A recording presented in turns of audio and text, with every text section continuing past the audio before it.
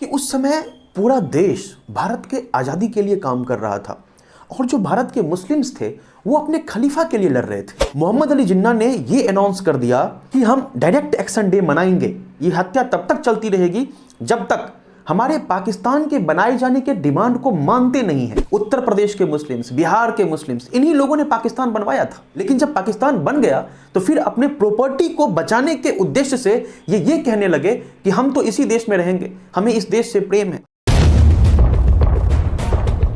दोस्तों, आज इस वीडियो में हम लोग भारत की आज़ादी के लिए जो संघर्ष की गई थी उसके बारे में पढ़ेंगे, जो कि 1857 से लेकर 1947 तक की एक पूरी कहानी है।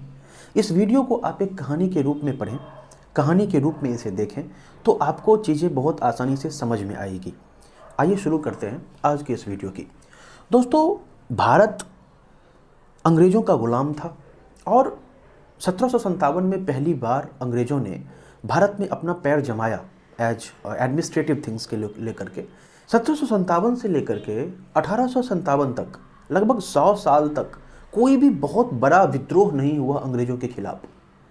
अंग्रेज़ों के खिलाफ जो सबसे पहला विद्रोह होता है लार्ज स्केल पर, वो होता है 1857 में। इस रिवॉल्ट के बाद जो ब्रिटिशर्स थे उन्होंने ये डिसीजन लिया कि जो अभी ईस्ट इंडिया कंपनी भारत पर शासन चला रही थी उस कंपनी से शासन को छीन लिया गया और ब्रिटिश क्राउन के हाथ में चला गया। 1857 की जो घटना है वो घटना भारत के आज़ादी के इतिहास में ये कहा जाता है कि वो स्वतंत्रता की पहली लड़ाई थी। बहुत लोगों का मानना अलग अलग है। कुछ लोग कहते हैं कि नहीं, वो बस एक विद्रोह था जिसमें बहुत सारे लोग जो इन्वॉल्व थे उन सब का अपना अपना इंटरेस्ट था और अपने अपने इंटरेस्ट के लिए वो लड़ रहे थे। अब ये जो विद्रोह था ये फेल हो गया। अंग्रेज़ों ने बहुत सक्सेसफुली 1857 के रिवॉल्ट को दबा दिया। लेकिन भारत के लोगों के लिए ये एक बहुत बड़ा कॉन्फिडेंस बूस्टर का काम किया, क्योंकि 1857 के बाद 1885 में यानी कि 1885 में इंडियन नेशनल कांग्रेस की स्थापना होती है। इंडियन नेशनल कांग्रेस एक ऐसी पार्टी बनी जिसने भारत के आज़ादी का जो संग्राम था उसको बहुत आगे तक लेकर के गया। और ये वही पार्टी थी जिसमें सारे के सारे इम्पोर्टेंट जो लीडर्स थे वो पार्टिसिपेट किए और उनकी जो राजनीति थी भारत को आज़ाद करने को लेकर के, या फिर इंडियंस को अधिकार दिलवाने के लिए, या फिर जो एडमिनिस्ट्रेटिव पद है उस पर भारत के लोगों को इस्टेब्लिश करवाने के लिए, वो सारी की सारी चीज़ें इस पार्टी के तहत ही हुआ करता था। तो ये जो फॉर्मेशन था आईएनसी का, ये एक बहुत ही इम्पोर्टेंट लैंडमार्क रहा है इंडिया के इंडिपेंडेंस की कहानी में। तो हम दो टॉपिक को देख लिए, 1857 और दूसरा 1885 में आईएनसी का इस्टेब्लिशमेंट। अब देखते हैं 1905, जिसमें कि बंगाल का पार्टीशन हुआ था, अर्थात बंगाल को दो भागों में बांट दिया गया था।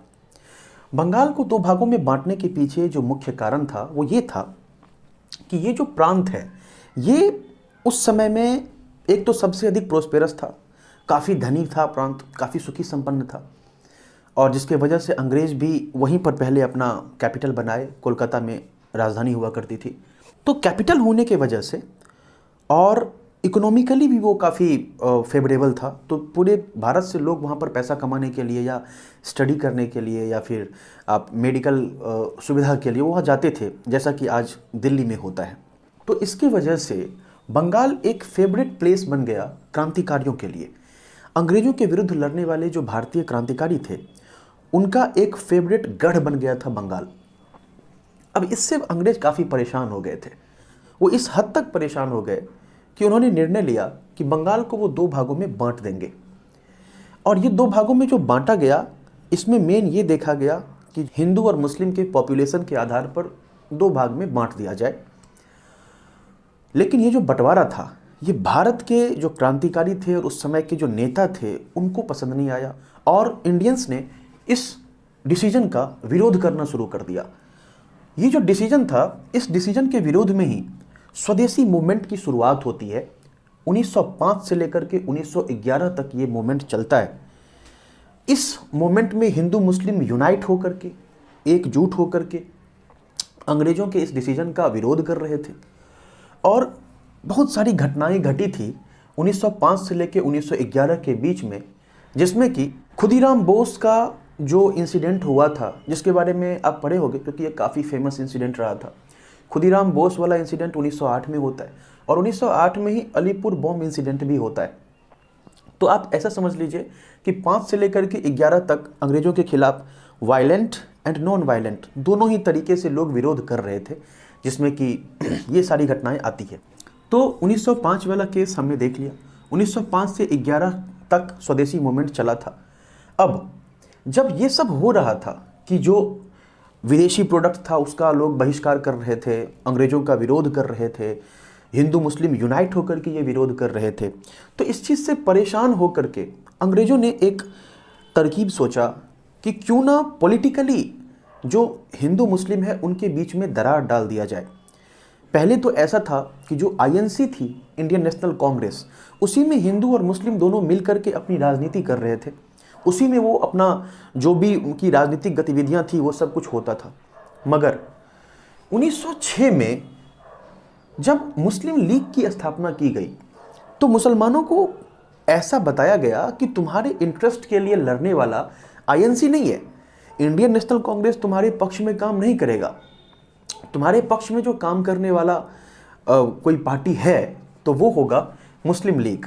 और इसी उद्देश्य के साथ 1906 में मुस्लिम लीग की स्थापना होती है और यहीं से शुरुआत हो जाती है हिंदू मुस्लिम के बीच जो एक दरार है उस दरार की, जो कि आगे जाकर के बहुत ही खराब रूप धारण कर लिया। तो 1906 में मुस्लिम लीग को बनवाया गया और इसको बनवाने में अंग्रेज़ों का एक बहुत बड़ा रोल था। उसके बाद 1908 में खुदीराम बोस वाला इंसिडेंट और अलीपुर बॉम्ब इंसिडेंट हुआ, जिसके बारे में हम चर्चा कर चुके हैं, ये हुआ था।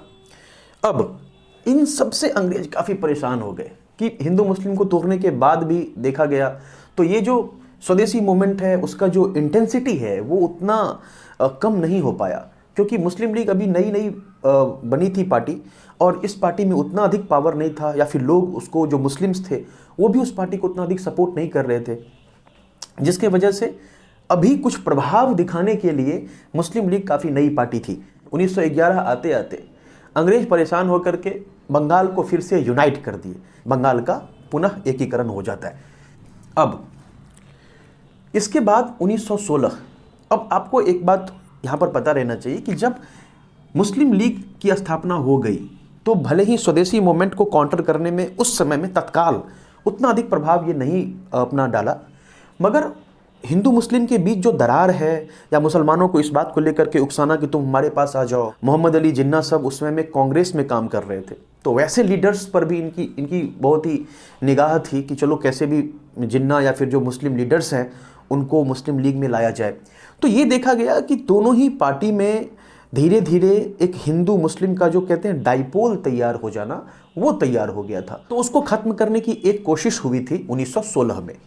और 1916 में जब लखनऊ पैक्ट किया गया था, लखनऊ पैक्ट में मेनली यही काम किया गया कि जो आईएनसी है और मुस्लिम लीग है दोनों ही ये कोशिश की है कि हिंदू मुस्लिम के बीच की जो दरारें हैं उसको कम की जाए और फिर से यूनाइट होकर के अंग्रेज़ों के विरुद्ध जो लड़ाई है उसमें शामिल हुआ जाए। तो ये एक कोशिश थी 1916 की में जो लखनऊ पैक्ट हुआ था उसमें हिंदू मुस्लिम को यूनाइट करने की।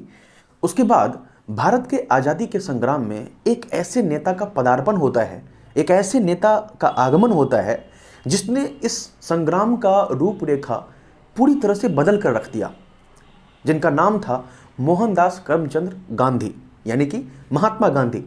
महात्मा गांधी 1917 से अपने पॉलिटिकल कैरियर की एक्टिव रूप से आप कह लीजिए कि शुरुआत करते। 1917 में जो चंपारण सत्याग्रह हुआ था, चंपारण बिहार में है, और वहीं से महात्मा गांधी के राजनीतिक कैरियर की शुरुआत होती है। इसे आप कैरियर कह लो, कैरियर कहना ठीक नहीं होगा। उनका जो राजनीतिक मकसद था, जो मोटिव था, उस मोटिव का जो शुरुआत है वो 1917 से होता है। चंपारण विद्रोह या फिर चंपारण सत्याग्रह, आप जो भी कहें। तो 1917 में चंपारण विद्रोह होता है और महात्मा गांधी का यहाँ से शुरुआत होता है एक्टिव रूप से इंडिया के इंडिपेंडेंस में अपना रोल प्ले करना। जो 1919 है ये एक बहुत ही दर्दनाक आप समझ लीजिए कि समय रहा था, जिसमें कि अंग्रेज़ों ने जालियांवाला बाग हत्याकांड को अंजाम दिया था। और इस जालियांवाला बाग में जो निर्दोष लोग थे उनके ऊपर गोलियां चलाई गई थी। और ये एक काफ़ी बड़ा इंसिडेंट था जिसके बारे में आप डिटेल में तभी जानोगे जब इसके ऊपर सेपरेट वीडियो बनाई जाती है। तो इतना समझिए कि 1919 में जालियांवाला बाग की ये घटना घटती है और ये घटना बहुत अधिक दुखद है भारत के इतिहास में। फिर 1919 से 1924 तक एक मूवमेंट भारत में चल रहा था जिसका नाम था खिलाफत मूवमेंट। ये जो खिलाफत मूवमेंट है ये मुस्लिम्स के द्वारा एक विरोध प्रदर्शन था अंग्रेजों के विरुद्ध। अब यहाँ पर एक बात आप गौर करें कि उस समय पूरा देश भारत के आज़ादी के लिए काम कर रहा था और जो भारत के मुस्लिम्स थे वो अपने खलीफा के लिए लड़ रहे थे। यानी कि ये एक काफ़ी चिंताजनक बात है कि एक देश में हिंदू मुस्लिम एक होकर के अंग्रेजों के खिलाफ तब नहीं लड़ रहे थे जब हिंदुओं का या फिर बाकी जो गैर मुस्लिम लोग थे उनका मकसद था अंग्रेजों से भारत को आज़ादी दिलवाना। तो उसी समय में जो मुस्लिम्स थे भारत के वो अपने खलीफा के लिए लड़ रहे थे और जो खलीफा की लड़ाई थी उनकी या खलीफा के लिए जो विरोध था वो काफ़ी, आप समझ लो कि वो कहते हैं दिल से लड़ा जाना, काफ़ी वो लोग इमोशनली उससे अटैच्ड थे। जितना अटैचमेंट हिंदुओं का अपने आज़ादी को लेकर के था उस समय में उतना ही अटैचमेंट या उससे अधिक अटैचमेंट मुस्लिम्स को अपने खलीफा के लिए था। तो खलीफा के लिए जो लड़ाई हो रही थी, खलीफा के लिए जो मूवमेंट हो रहा था वो टोटल 1919 से 1924 तक चला। अब समझिए जब ये मूवमेंट हो रहा था इसी बीच में महात्मा गांधी ने 1920 से लेके 1922 वाला नॉन कोऑपरेशन मूवमेंट को छेड़ दिया। अब जब ये नॉन कोऑपरेशन मूवमेंट अंग्रेजों के विरुद्ध छेड़ा गया था तो उसमें महात्मा गांधी खिलाफत मूवमेंट में भी खुद को मिला लिए। यानी कि महात्मा गांधी का ये मानना था कि जो हम अभी अंग्रेजों के विरुद्ध लड़ाई लड़ रहे हैं नॉन कोऑपरेशन मूवमेंट के अंदर, उसमें अगर हम खिलाफत मूवमेंट को भी शामिल कर लेते हैं तो ये जो मूवमेंट है ये अंग्रेजों के विरुद्ध काफ़ी इंटेंसिफाइड फाइट होगी। और इस वजह से महात्मा गांधी ने दोनों ही मूवमेंट को एक साथ जोड़ दिया। तो 1920 से लेकर 1922 तक नॉन कोऑपरेशन मूवमेंट चला। इतना ही नहीं, जो खिलाफत मूवमेंट और नॉन कोऑपरेशन मूवमेंट दोनों का कंबाइंड लीडर थे वो भी महात्मा गांधी को ही बनाया गया कि महात्मा गांधी के छत्र छाया के भीतर ही अब खिलाफत मूवमेंट भी चलने लगा। जो खिलाफत मूवमेंट अंग्रेजों के विरुद्ध लड़ी जाने वाली एक ऐसी लड़ाई थी जिसका राजनीति से कोई मतलब नहीं था, जिसका कि 100% धार्मिक उद्देश्य था खलीफा के विरुद्ध लड़ाई। और उस लड़ाई का, उस मूवमेंट का नेता महात्मा गांधी बने जो कि एक हिंदू थे। अब इस चीज को लेकर के प्रॉब्लम कब क्रिएट होती है जब 1922 में महात्मा गांधी ने वायलेंस होने के वजह से, क्योंकि महात्मा गांधी का ये कहना था कि हम नॉन वायलेंट वे में ये लड़ाई लड़ेंगे, लेकिन हिंसा होने के वजह से महात्मा गांधी ने इस नॉन कोऑपरेशन मूवमेंट को वापस ले लिया। और उन्होंने कहा कि अगर तुम लोग हिंसा करोगे, मारपीट करोगे, तुम अगर अंग्रेजों के विरुद्ध खून बहाते हो, उनको अगर मारते हो, काटते हो, तो ऐसे कंडीशन में हम किसी मूवमेंट को नेतृत्व नहीं करने वाले हैं, हम ये मूवमेंट वापस ले रहे।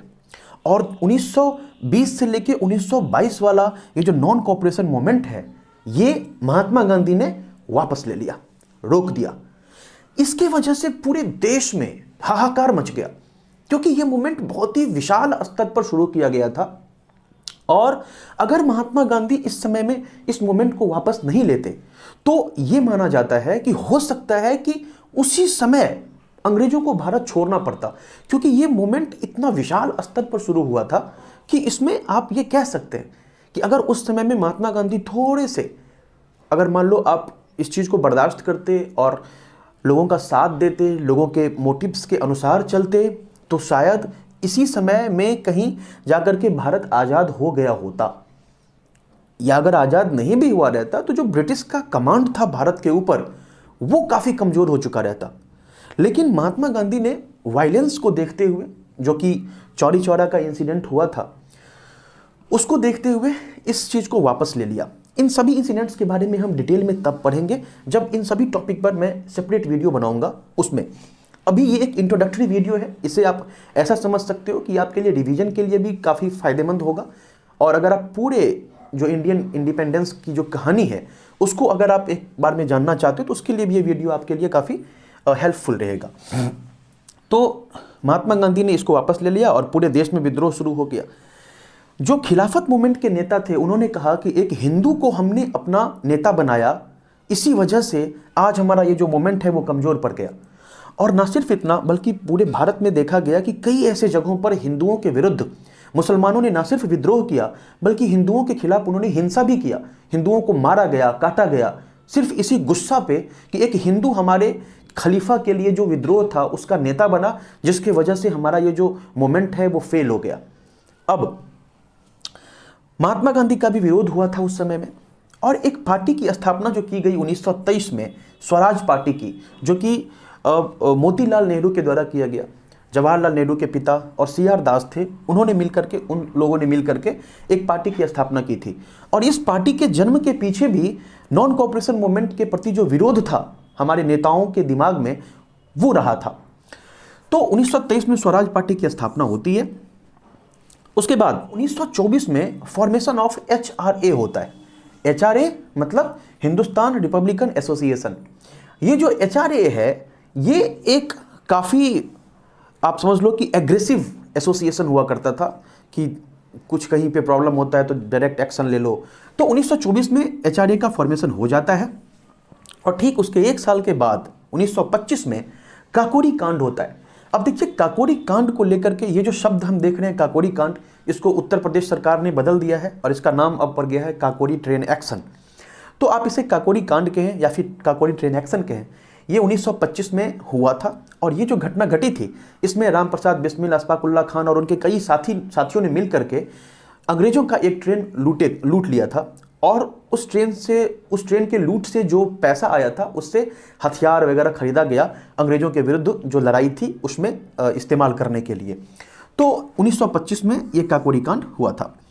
अब चलते हैं 1928 में साइमन कमीशन भारत आया। साइमन कमीशन जब भारत आया तो इसमें यह देखा गया कि भाई जो शीर्ष के अधिकारी हैं या फिर जो शीर्ष के नियंत्रण करता हैं वो सब ज़्यादातर अंग्रेज थे। तो यहाँ के जो नेता थे उनको ये चीज़ खराब लगा कि भाई जब तुम हमारे देश में शासन व्यवस्था लाए हो और हमने ये डिमांड किया है कि तुम अपने उस शासन प्रणाली में या फिर उस वो जो गवर्नेंस है उसमें तुम इंडियंस को भी शामिल करो, तो तुमने ऐसा तो किया नहीं। तो इस वजह से साइमन कमीशन का यहाँ पर विरोध होना शुरू हुआ। इसी विरोध के दौरान लाला लाजपत राय को चोट लगी थी, उनके सर पे लाठी लगी, जिसके वजह से आगे चल के उनकी मौत हो जाती है। तो ये जो इंसिडेंट था, इस इंसिडेंट ने भगत सिंह को बहुत ही फेमस कर दिया, क्योंकि भगत सिंह लाला लाजपत राय की मृत्यु को पचा नहीं पाए और उनको लगा कि ये अंग्रेजों ने अगर हमारे लाला लाजपत राय जी को मारा है तो हम उसका बदला लेंगे। और उसी बदला को लेने के लिए भगत सिंह ने सैंडर्स की हत्या कर दी, जबकि मारना किसी और को था और हत्या हो गई सैंडर्स की। तो ये चीज़ हम लोग डिटेल में तब जानेंगे जब इस टॉपिक पर सेपरेट वीडियो बना रहे होंगे। अभी बस इतना समझिए कि यहीं से भगत सिंह का जो आप समझ लीजिए जो क्राइम था, जिसके वजह से उनको पकड़ा गया, जिसके वजह से उनको एक मतलब हाईलाइटेड इंसान के रूप में अंग्रेजों ने अपनी नज़र में ले लिया, वो यहीं से शुरुआत होती है। इस बीच 1929 में लाहौर सेशन होता है, और ये जो लाहौर सेशन है ना, इसके बारे में थोड़ा गौर करें कि ये वो सेशन था जिसमें पूर्ण स्वराज्य का निश्चय किया गया था। जवाहरलाल नेहरू ने इस अधिवेशन का, ये जो इंडियन नेशनल कांग्रेस का लाहौर का सेशन था, इस सेशन का नेतृत्व जवाहरलाल नेहरू ने किया। और इसी दिन ये सुनिश्चित किया गया, इसी सेशन में ये सुनिश्चित किया गया कि भारत को हम एक आज़ाद देश बनाएंगे और 26 जनवरी 1930 के दिन को आज़ादी दिवस के रूप में मनाया जाएगा। तो ये सारा का सारा जो निश्चय है वो इसी लाहौर सेशन में हुआ था। अब आगे बढ़ते हैं। 1930 से लेकर 1932 तक कुछ राउंड टेबल कॉन्फ्रेंसेस हुए, जिसमें कि अंग्रेज ये विचार विमर्श करते थे कि भारत का भविष्य कैसा होगा, भारत में शासन व्यवस्था कैसा होगा, इन सभी चीज़ों के बारे में। तो ये राउंड टेबल का जो कॉन्फ्रेंस था ये सब 1930 से 1932 के बीच में हुआ था। अब 1930 से लेकर 1934 तक ये वो समय था जब सिविल डिसओबीडियंस मूवमेंट की शुरुआत हुई थी, और ये सिविल डिसओबीडियंस मूवमेंट चला था। सिविल डिसओबीडियंस मूवमेंट होगा, इस चीज़ का जो निर्णय था वो भी 1929 के लाहौर सेशन में ही ले लिया गया था। और सिविल डिसओबीडियंस मूवमेंट की शुरुआत डांडी साल्ट मार्च से होती है, जो कि महात्मा गांधी ने पैदल यात्रा किया था नमक बनाने के लिए। तो डांडी मार्च कह लें या फिर सिविल डिसोबीडियंस मूवमेंट की शुरुआत 1930 में हुई और वो 1934 तक चलता है। अब जो साइमन कमीशन के समय में भगत सिंह एक आप समझ लीजिए कि सैंडर्स की हत्या कर दिए थे और उस समय तो वो बच के भाग गए, बहुत ही आसानी से वो एस्केप कर गए थे। लेकिन फिर जो पार्लियामेंट में बॉम्ब केस होता है उस केस में उनको अरेस्ट कर लिया गया था और इसकी वजह से भगत सिंह, सुखदेव और राजगुरु जी को 1931 में फांसी दे दी जाती है। और ये जो घटना है ये पूरे भारत को हिला करके रख देता है और बच्चा बच्चा भगत सिंह बनने के लिए तैयार हो जाता है। तो वो जो विरोध कहते हैं, वो जो विद्रोह कहते हैं, वो कहीं ना कहीं और अधिक इंटेंसिफाई हो जाता है after the execution of Bhagat Singh, Sukhdev and Rajguru. फिर आता है 1935 जहाँ पर कि गवर्नमेंट ऑफ इंडिया एक्ट लाया गया। अब ये जो गवर्नमेंट ऑफ इंडिया एक्ट है, अंग्रेजों ने ये सोचा कि हम भारत पर जो शासन व्यवस्था है उसको कैसे और अधिक मजबूत बनाए, और इस बार उन्होंने कुछ भारतीयों को भी इसमें शामिल किया था और कुछ आज़ादी भी हमें मिली थी, थोड़ी सी आज़ादी, जो इतना अधिक 100% रूल अंग्रेज़ों का था उससे थोड़ी सी राहत इसमें मिली थी। और 1935 का जो गवर्नमेंट ऑफ इंडिया एक्ट था, ये एक्ट 1919 में जो एक एक्ट आया था उससे काफ़ी अच्छा माना जाता था कि वो ठीक ठाक एक्ट था। आप इसको समझ लीजिए कि ये इतना सही एक्ट लगा भारत के लोगों को भी, या फिर अंग्रेज़ों की तरफ से जो व्यवस्था बनाई गई थी शासन व्यवस्था को संभालने की, कि जब भारत आज़ाद हुआ तो हमारे कॉन्स्टिट्यूशन में इस एक्ट के बहुत सारे हिस्सा को डायरेक्टली कॉपी पेस्ट करके रख दिया गया। अब ये भी कंट्रोवर्सी का एक विषय बनता है कि आखिर जिस चीज़ के विरोध में भारतीय लड़ रहे थे, उसी चीज़ को हमारे आज़ाद देश के कॉन्स्टिट्यूशन में क्यों शामिल किया गया। अगर देश आज़ाद हुआ तो हमें अपने कल्चर को, अपनी संस्कृति को पुनर्जीवित करना चाहिए था और अपना एक नया शासन व्यवस्था शुरू करना चाहिए था, ना कि हमें अंग्रेज़ों के बनाए गए इस व्यवस्था को ही अडॉप्ट कर लेना चाहिए था। तो ये एक अलग विषय है जिसके ऊपर चर्चा बहुत लंबी हो सकती है। तो इसको अभी के लिए बस इतना समझते हैं कि 1935 में जो गवर्नमेंट ऑफ इंडिया एक्ट आया था उसने भारत में कुछ प्रोविंशियल ऑटोनॉमी दिया था, या फिर कुछ हद तक ऑटोनॉमी भारत के लोगों को दिया था। इसके बाद 1942 में महात्मा गांधी के नेतृत्व में जब क्विट इंडिया मूवमेंट की शुरुआत होती है तो एक विरोध प्रदर्शन अंग्रेज़ों के खिलाफ शुरू होता है। जो विरोध प्रदर्शन आप ये कह लीजिए कि उस समय में अंग्रेज़ों के लिए बर्दाश्त करने के लायक नहीं था, अंग्रेज उसको टॉलरेट नहीं कर सकते थे। कारण उसका ये था कि 1939 में ही अंग्रेज वर्ल्ड वॉर 2 में शामिल हो चुके थे। वर्ल्ड वॉर 2 एक ऐसी लड़ाई थी जिसमें कि 6 साल तक जो दुनिया के इम्पोर्टेंट उस समय में पावर थे वो सभी पावर आपस में लड़ रहे थे। तो 1939 से 1945 तक ये युद्ध चली थी और इस युद्ध में ब्रिटिशर्स इतने अधिक इन्वॉल्व हो गए, ना सिर्फ इन्वॉल्व हुए बल्कि 6 साल में लड़ते लड़ते वो बहुत कमज़ोर बन गए। इतने कमज़ोर बन गए कि वो अब भारत पर शासन को नियंत्रण कर पाने में सक्षम नहीं रह पाए थे। यहाँ तक कि उनके पास अब इंडिया में जो उनके सोल्जर्स या फिर उनके जो सिपाही थे वो यहाँ पर जो नौकरी कर रहे थे उनको भी सैलरी देने के लिए पैसा नहीं बचा था। वो हालत हो गया था वर्ल्ड वॉर 2 के ख़त्म होते होते। ऐसे में इंडिया के जो हमारे क्रांतिकारी थे, हमारे जो नेता थे, वो भी आज़ादी के लिए अपना जो डिमांड है उसको काफ़ी इंटेंसिफाई कर चुके थे। इसी बीच 1945 में INA ट्रायल्स होता है और ये INA ट्रायल्स रेड फोर्ट जो भी दिल्ली का लाल किला है उसमें कंडक्ट होता है। अब ये ट्रायल सुभाष चंद्र बोस के द्वारा जो स्थापित किया गया INA था, इसके बहुत सारे सोल्जर्स के साथ या फिर बहुत सारे जो इसके ऑफिशियल्स थे उनके विरुद्ध आप समझिए कोर्ट मार्शल हुआ था अंग्रेज़ों के द्वारा, जो अंग्रेज़ों ने उनको मतलब उनके ऊपर एक्शन लिया था। तो इसकी शुरुआत वही 1945 में होती है और इस सब का उद्देश्य वही था कि सुभाष चंद्र बोस जिस तरह से विरोध कर रहे थे या उनका जो अपना तरीका था अंग्रेज़ों के खिलाफ लड़ने का, उस तरीका को कहीं ना कहीं डिस्करेज किया जाए, कहीं ना कहीं उन्हें डीमोटिवेट किया जाए। इसके बाद 1946 में अंग्रेज़ों को ऐसा लग गया कि हम भारत पर अब नियंत्रण बनाकर नहीं रख सकते हैं, तो उन्होंने निर्णय लिया कि चलो इस देश को आज़ाद कर देते हैं, छोड़ देते हैं यहाँ पर। और उन्होंने एक मिशन भारत भेजा, 3 लोगों का मिशन था।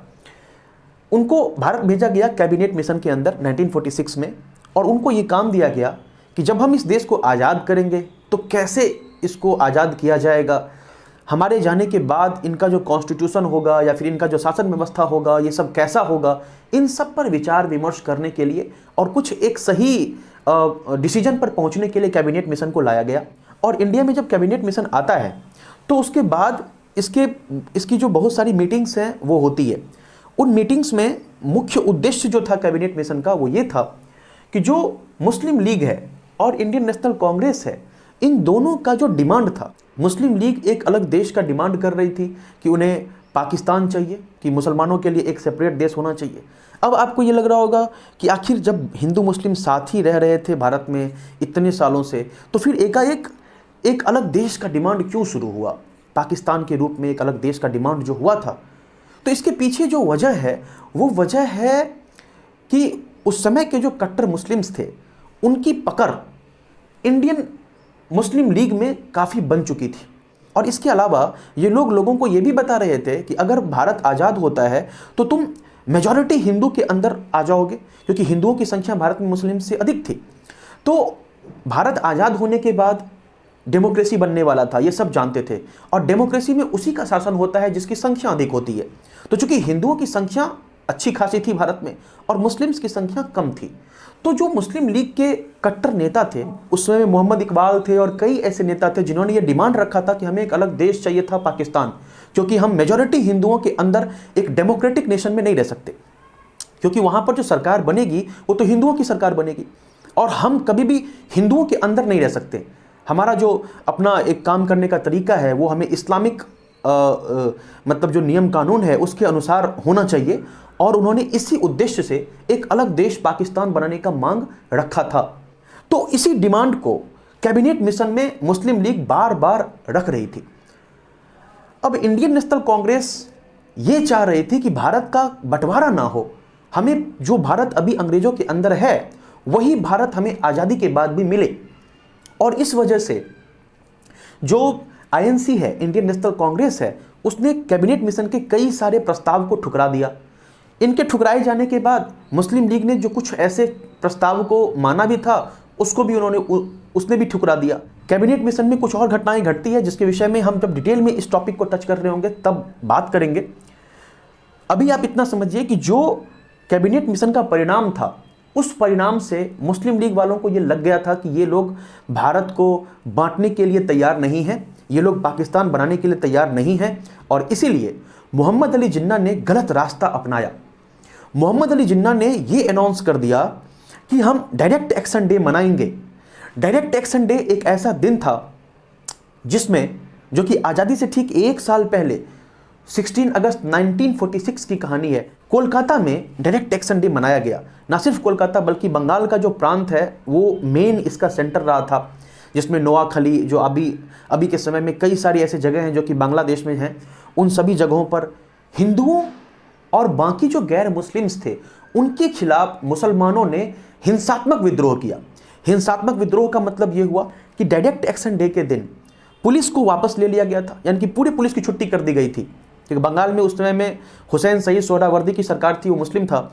उसने क्या किया कि पूरे शहर, पूरे के पूरे प्रांत में छुट्टी कर दिया पुलिस की, और फिर सभी मुसलमानों को टोटली फ्री कर दिया कि जहां हिंदू दिखे मारो, उनको काटो।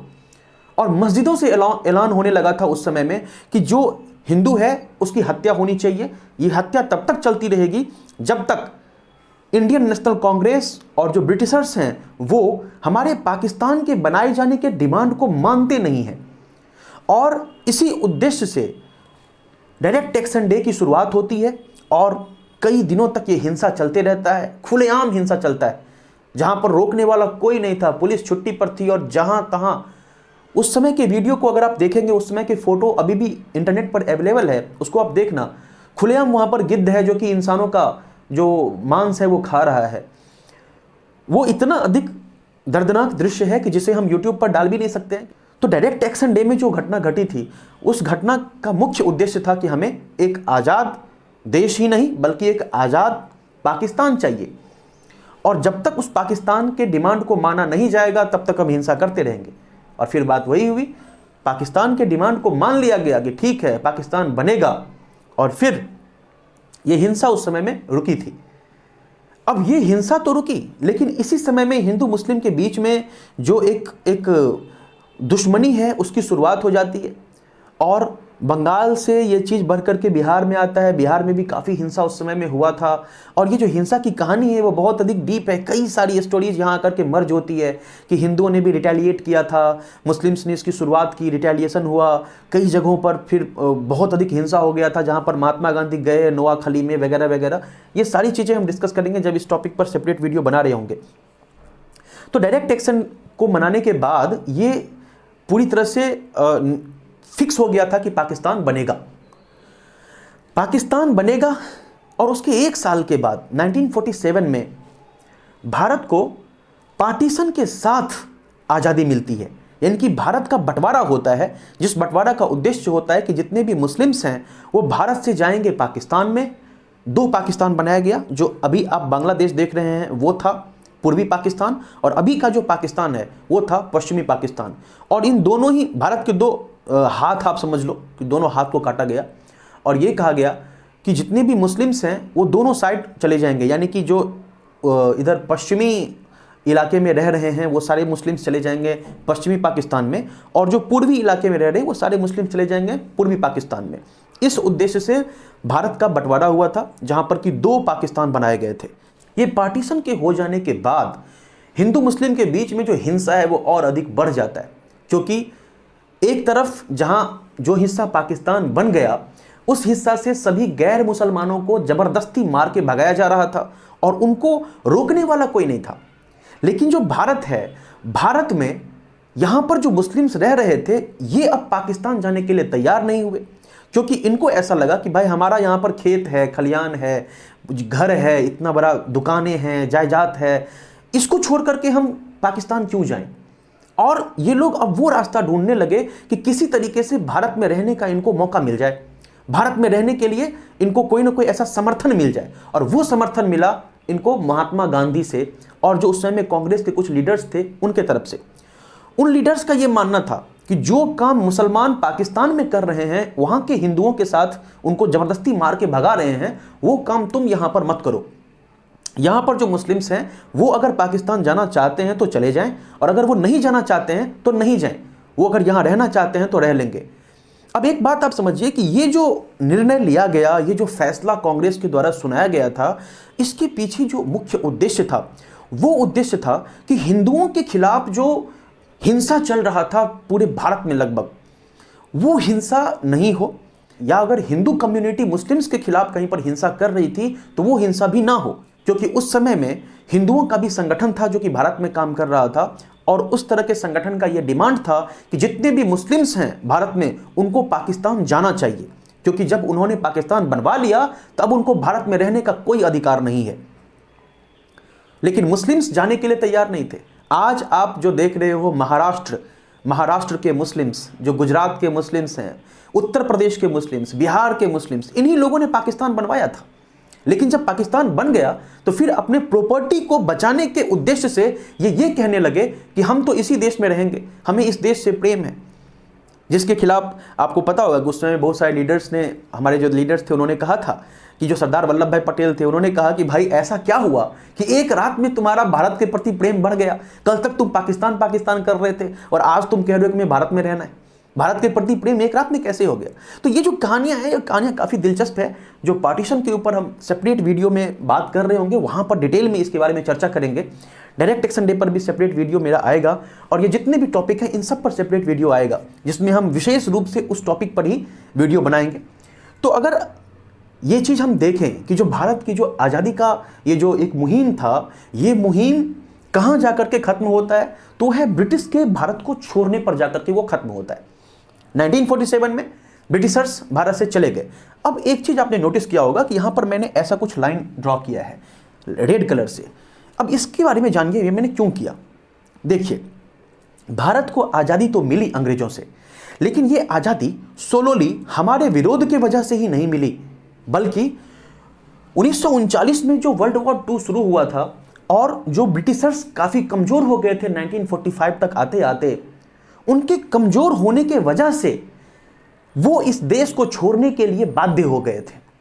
और इसी वजह से हम ऐसा कह सकते हैं कि ये जो संग्राम की शुरुआत हुई थी 1857 में, वो संग्राम हमारा सक्सेसफुल इसीलिए हो पाया क्योंकि वर्ल्ड वॉर 2 हुआ और उस वर्ल्ड वॉर 2 में अंग्रेजों ने अपने आप को लड़ते लड़ते इतना कमजोर बना लिया कि वो भारत पर शासन व्यवस्था को नियंत्रित कर पाने में सक्षम नहीं रहे और उनको 1947 में मजबूरी में भारत को छोड़ करके जाना पड़ा।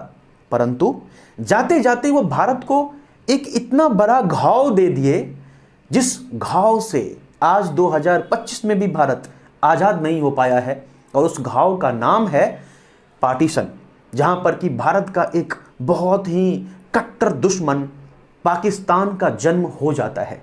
तो आज के वीडियो के लिए बस इतना ही, मिलते हैं अगले वीडियो में, तब तक के लिए नमस्कार।